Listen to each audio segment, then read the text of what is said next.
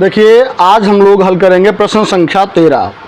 इस चैप्टर के केवल 2 प्रश्न बचे हैं। 13 आपके हो गए हैं, शायद 2 या 3 प्रश्न रह गए हैं। इसके बाद में आपका जो है ये ऊंचाई और दूरी से संबंधित प्रश्नों को हम हल कर लेंगे और उसके बाद में स्टार्ट करेंगे हम अगला चैप्टर। तो कल जो है हमारा ये चैप्टर फिनिश हो जाएगा और फिर इसके बाद में स्टार्ट करेंगे अगला चैप्टर। तो देखिए, प्रश्न हमारा क्या दिया गया है कि समुद्र तल से 75 मीटर ऊंची लाइट हाउस के शिखर से देखने पर। तो प्रश्न को पढ़ेंगे और उसके अकॉर्डिंग हम बनाएंगे फिगर। प्रश्न में कहा गया है समुद्र तल से, तो देखिए यहाँ समुद्र तल कहाँ होगा, नीचे होगा। तो मान लेते हैं कि यह एक समुद्र तल है, ये है समुद्र का तल, ये हो गया समुद्र तल। समुद्र के तल से 75 मीटर ऊंचाई पर, तो 75 मीटर ऊंची एक लाइट हाउस है। तो मान लेते हैं कि ये जो है यहाँ से यहाँ तक कितना ऊंचा है, 75 मीटर ऊंचाई की लाइट हाउस है। उस लाइट हाउस के शिखर से देखने पर, लाइट हाउस का शिखर कहाँ होगा, यहाँ ना, यहाँ से देख रहे हैं, ऊपर से देख रहे हैं 2 समुद्री जहाज़ों के अनुमान कोण। समुद्री जहाज़ कहाँ होंगे, समुद्र के अंदर होंगे। मान लेते हैं एक जहाज़ यहाँ है और एक जहाज़ यहाँ है। देख कहाँ से रहे हैं, ऊपर से। तो इन जहाज़ों के अवनमन कोण क्रमशः 30 डिग्री और 45 डिग्री हैं। देखिए, ऊपर से देखेंगे तो पहले मान लो हम इस जहाज़ को देखते हैं यहाँ ऊपर से, फिर हम इस जहाज़ को देखते हैं। ठीक है, तो ऊपर से देख रहे हैं तो अवनमन कोण कहा गया है, इसलिए देखो यहाँ पहला जो कोण बन रहा है मेरा क्या दिया गया है, पहला हमारा एंगल दिया गया 30, तो ये बनेगा 30 डिग्री, इसलिए यहाँ भी हो जाएगा 30 डिग्री। यहाँ कितना बन रहा है, ये बन रहा है 45 डिग्री, तो ये भी हमारा हो जाएगा 45 डिग्री। ठीक है, तो इस प्रकार ये हमारे बन गए अवनमन कोण। तो यहाँ से इसका हम नामकरण कर लेंगे। मान लेते हैं कि ए है, ये बी है, ये सी है और ये डी है। ये है इस लाइट हाउस की ऊंचाई। एक जहाज़ यहाँ है ए पर, एक जहाज़ बी पर है। मान लेते हैं कि इन जहाज़ों के बीच की दूरी x मीटर है और इस दूसरे जहाज़ से उस लाइट हाउस की दूरी जो है वो y मीटर है। प्रश्न को एक बार हम फिर समझेंगे। प्रश्न में आपसे कहा गया है कि एक 75 मीटर ऊंचाई का लाइट हाउस है। उस लाइट हाउस के शिखर से 2 समुद्री जहाज़ों को देखने पर, समुद्री जहाज़ नीचे होंगे समुद्र के अंदर, 2 जहाज़ यहाँ ए और बी के स्थान पर हैं। प्रश्न में कहा गया है कि जो समुद्री जहाज़ हैं वो लाइट हाउस के एक ही ओर हैं, अर्थात दोनों इधर ही हैं इस साइड में। तो ये हो गया, ये आपका मान लो बी के स्थान पर दूसरा जहाज़ हो गया। ठीक है, जहाज़ एक दूसरे के पीछे हैं, तो देखिए ये एक दूसरे के पीछे हो गए हैं। तो हमें निकालना है उन जहाज़ों के बीच की दूरी, अर्थात मुझे x का मान निकालना है। ठीक है, इसका मान निकालना है, x का मान निकालना है। तो आइए इस प्रश्न को हम आसानी से हल करेंगे। सर्वप्रथम जो हमने माना है उसे हम यहाँ पे नोट कर लेंगे। क्या माना है कि जहाज़ों के बीच की दूरी कितनी है, x मीटर है।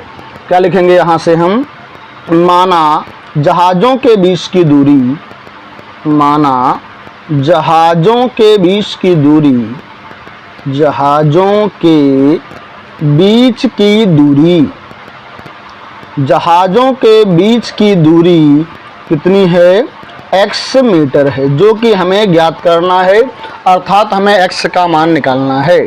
ठीक है, मान लेते हैं B से C तक की दूरी y मीटर है। सर्वप्रथम इसमें हम, ठीक है, ये कोण 45 को लेते हैं, इस कोण 45 को, जो कि इस भुजा और इस भुजा से बना है। ये भुजा हमारी यहाँ तक है, ये भुजा यहाँ तक है। इसमें समकोण अर्थात 90 डिग्री जरूर आना चाहिए। तो ट्रायंगल कौन सा ले लेंगे, BCD। त्रिभुज BCD में, त्रिभुज BCD में क्या संबंध होगा इसमें, देखिए सामने हमारा लंब है, कोण के सामने लंब होता है जो कि मुझे मालूम है, और नीचे आधार है। लंब और आधार में tan का संबंध होता है, इसलिए यहाँ हम लिखेंगे tan कितने डिग्री आपका दिया गया है, 45 डिग्री, बराबर लंब बटे आधार, लंब यानी सामने की भुजा जो कि 75 है, अपॉन आधार कितना है जो कि y है। जैसा कि हम जानते हैं tan 45 का मान 1 होता है, तो यहाँ 1 कर देंगे, अपॉन में 1 मान सकते हैं।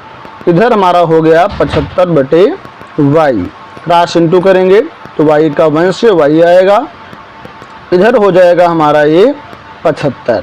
तो इस प्रकार y का मान कितना आ गया, ये 75 आ गया। दूसरा देखिए हमारा एंगल कौन सा है, 30 हमारी इस भुजा से बना है, इससे बना है। ये भुजा हमारी यहाँ तक गई है, ये भुजा यहाँ C तक है। तो इसलिए त्रिभुज ACD, त्रिभुज कौन सा लेंगे हम, ACD में, त्रिभुज ACD में, ठीक है। यहाँ भी हम tan का प्रयोग करेंगे क्योंकि मुझे करंट की आवश्यकता नहीं है। tan कितना दिया गया है, 30। क्या होगा, लंब बटे आधार। देखिए भैया यहाँ लंब कितना है, 30 के सामने, अर्थात ये 75, और आधार कितना है यहाँ से समकोण तक, यानी x में जोड़ दो y, x प्लस y बनेगा पूरा।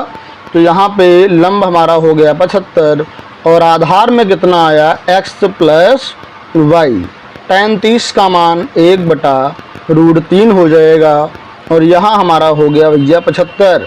अपॉन में क्या है, x है, x को लिखेंगे, प्लस y की वैल्यू ऊपर हमें पता है 75 है, इसे हम यहाँ लिख देंगे और इसको क्रॉस इंटू करेंगे इससे। तो यहाँ हमारा मिलेगा x प्लस 75, कितना आएगा, x प्लस 75, उधर मिल जाएगा क्रॉस इंटू करने से 75, यहाँ कितना आएगा 75√3। तो यहाँ पे हम लिखेंगे 75√3।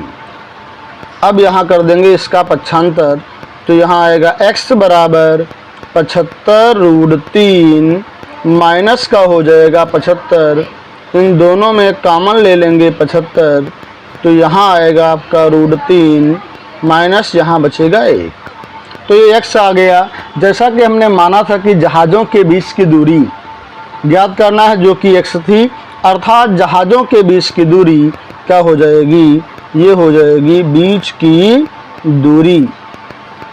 बीच की दूरी कितनी हो जाएगी, ये 75 है, और यहाँ भी आपका है √3 माइनस 1 मीटर। तो इस प्रकार हमने ज्ञात कर लिया कि जहाज़ों के बीच की दूरी कितनी है, ये हमारा यहाँ से ज्ञात हो गया, ठीक है। तो इस प्रकार इस प्रश्न को हमने हल कर लिया। अब देखिए हमारे 2 या 3 प्रश्न बचे हैं, इनको हम आपको कल ही सॉल्व करवाएंगे और इसके बाद स्टार्ट करेंगे कोई नया चैप्टर। अगर आपको हमारी वीडियो अच्छी लग रही हो तो इसे लाइक कर दो, सब्सक्राइब कर दो, जिससे हर नोटिफिकेशन आप तक सबसे पहले पहुंचे और आप उसका लाभ उठाएं, ठीक है। प्रत्येक सवाल को, हर एक सवाल को मैं, ठीक है, वीडियो के माध्यम से, ठीक है, आपको सलूशन दूंगा उसका, जिससे आप उसका बेनिफिट, उसका लाभ उठा पाएँ। अगर कोई समस्या हो रही हो तो आप कमेंट कीजिए और ज़रूर बताइए।